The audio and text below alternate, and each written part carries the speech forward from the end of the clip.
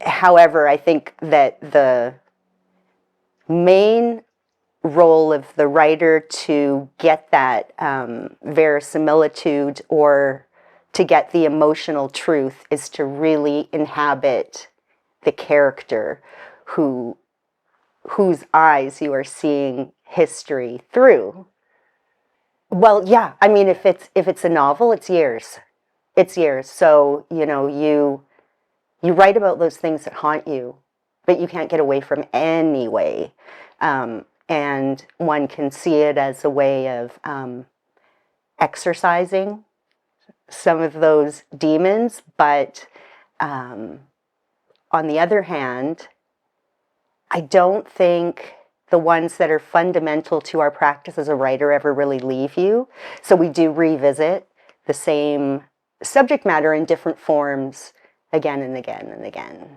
You can't get away from them. And, sometimes I wish that I could, I wish that I could just be a happy person in life and, go about my day without having these characters knocking at the door. They're not knocking, they're kicking at it, and that's it. I mean, they don't go anywhere. You can try to slam the door, you can try and, but they're always banging.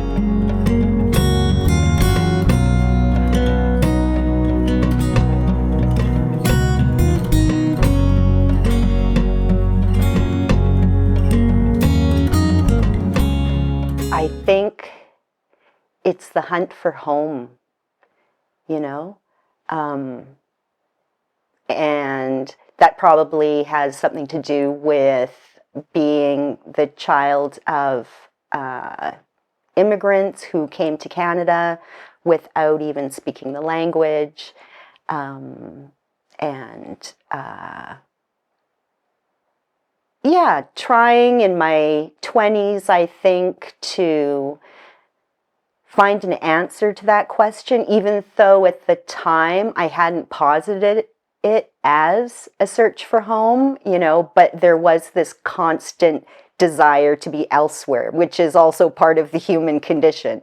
So it was more difficult for me to separate at that time that it wasn't just this compulsion shared by everybody, but that the angle of it was slightly different, and now I can see that maybe not having really felt 100% like I was part of the moral majority in the place that I lived influenced that. So like many young people, I left and traveled in that sort of effort to find myself. And that's when the question became more clear in my mind, what is home? How do we create home? In what way is home related to identity? In what way is home related to geography? And that sort of became the seed for my first book, which was a collection of short stories. And I think in some way, each one of those stories was wrestling with that idea of what home represents, which is belonging. Yeah.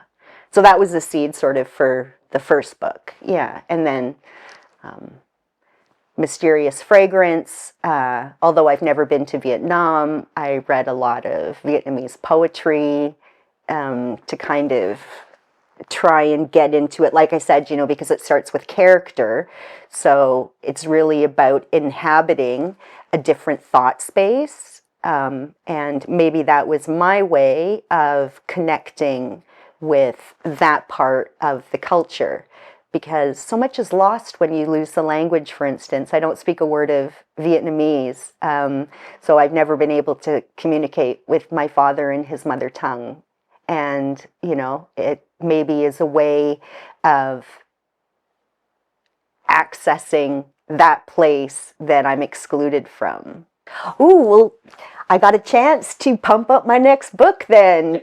So we just signed the contract. The book is tentatively titled The Falling Maria. And it is somewhat a departure from anything I've done before.